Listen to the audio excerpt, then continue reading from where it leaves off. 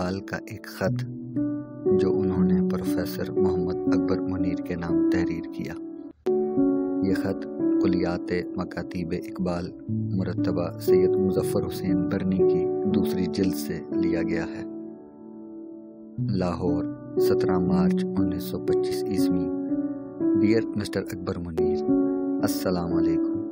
आपका ख़त अभी मिला है। ज़िंदगी का राज यही है, जहाँ रहो, जिस हालत में रहो, खुश और मुतमईन रहो।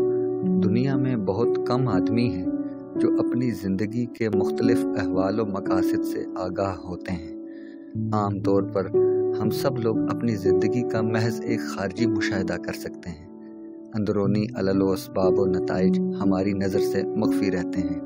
हाँ, लाहौर में बहार का आगाज़ है, मगर दिलम बाहेज तसल्ली नमी शवद हाजिक, बहार दी दमो गुल दी दमो खिज़ां दी दम।